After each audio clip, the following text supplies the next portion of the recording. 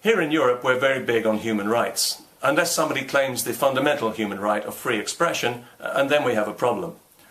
Nowhere is this more evident than in the insane asylum that used to be a country called Sweden, where it seems that some opinions are simply now forbidden.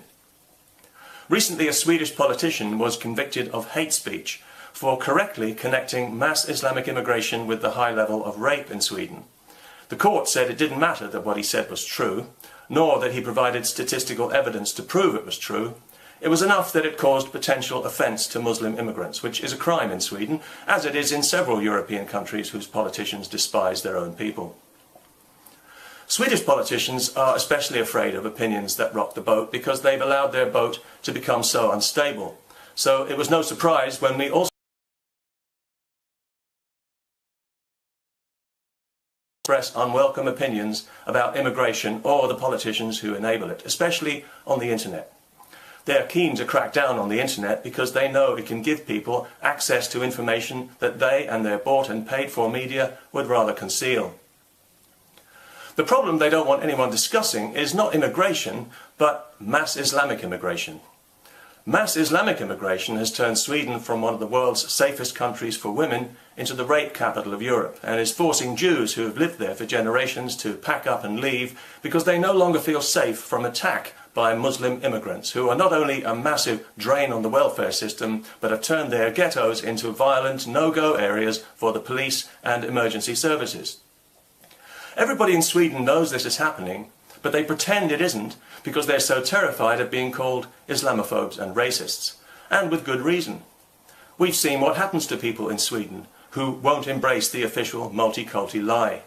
They can expect to have their identities hacked and to be publicly fingered for reprisals, which could mean being socially ostracised, losing their job, or being physically attacked by far-left thugs who feel entitled not only to smash the opinions of those they disagree with, but to smash their skulls for holding those opinions, all in the name of tolerance, of course, and with the tacit approval of politicians and media who despise their own people and culture for being Swedish. It's the ultimate crime.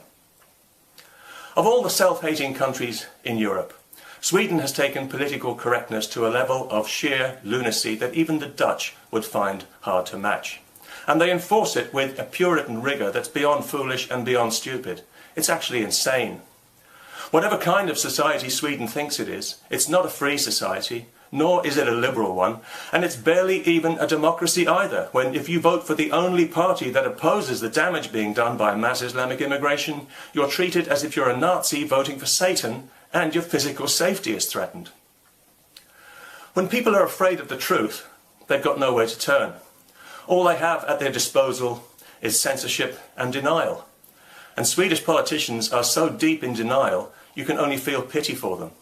Because you know that in some dark chamber of their subconscious, these wretched people know what a terrible thing they're doing, and they know that history is going to revile them and their entire generation for it.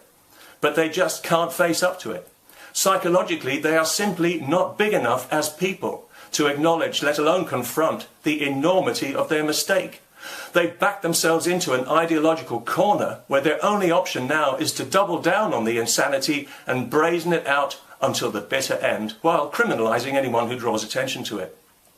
Whatever social upheaval it may cause, and whatever the cost to Sweden's women, mass Islamic immigration must continue.